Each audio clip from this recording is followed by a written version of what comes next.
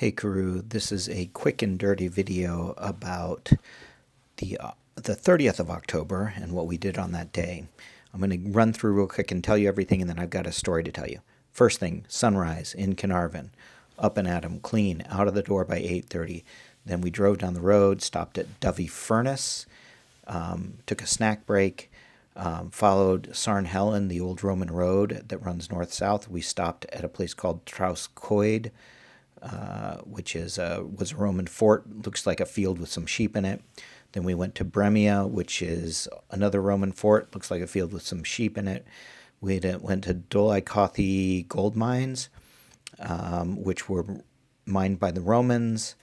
And then we went out to dinner with some friends, Kate and Matt, in South Wales after holing up in our place. So I wanted to talk about Kate and Matt, actually. You're going to see footage of all those places that I just mentioned. Doesn't really matter. So Kate is a reader of Sarah's books. We met her several years ago at a meetup, and they came up to North Wales at one point. She came up with her husband, Matt, who I kind of hit it off with. Super nice guy. He was a nurse and then actually managed a team in a hospital. A year and a half ago, he was diagnosed with brain cancer and given a terminal diagnosis. They didn't expect him to live. I didn't realize this, but I think 95% of people with that diagnosis die within a year.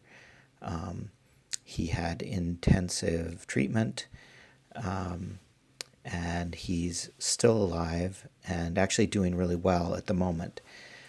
So it was amazing to see him, and the most amazing thing was the attitude that both he and Kate, and his mom was there as well when we had dinner with them, had. And it was sort of this attitude of, okay, we know what the parameters are now, let's make the most of it. And, it's easy to say that you would do that faced with a difficulty like that, but it's incredibly impressive to see someone who's actually done it. He and Kate and their two kids and his granddaughter and other family members have just found time to spend together, found joy in the time that they have.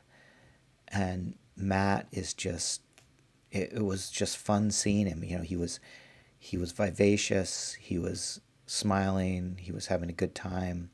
They all were. There were some tears here and there, but and the one thing that got Matt frustrated was when we told him, when we complimented him, told him how amazing it was, and he was just like, "That's just who I am. That's how it is." And it was honestly really great to get to spend time with people like that and come away feeling more joyful and more hopeful about the world, because you can see someone who unexpectedly gets, he had a brain cancer the size of a tennis ball removed from his head. And at the time they diagnosed it, he lost vision on the left side. And when they first saw it, they told him he may have less than a month to live. And as Kate said, she said, there were moments when she was like, why me? But Matt was never like that. He was just, okay, what do we need to do? What do we need to get done? What are the steps we need to take here? And it's just been, and they talked about how this has been a huge positive in their lives. And of course, he's still alive now. So it's sort of the best possible case scenario. And if he lives through Christmas, he will be in the in the 99th percentile for survival rates with this diagnosis. But still, it was just really, really inspiring and wonderful to get to spend time with them. So, yeah. And that, of course, comes along with the fact that we found out that Dad had a stroke the same day. Yesterday, Dad had a stroke and he was in the hospital yesterday. He seems to be doing well. The prognosis is really good for him. But when we met up with Kate and Matt like just after getting a message from Linda telling us.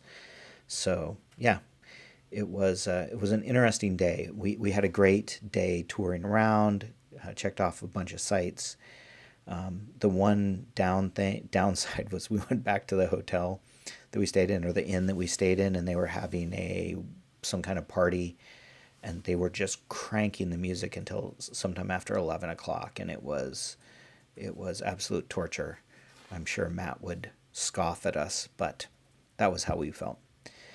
Yeah. So joy, happiness. That's my message for today. That's my story, and I'm sticking to it.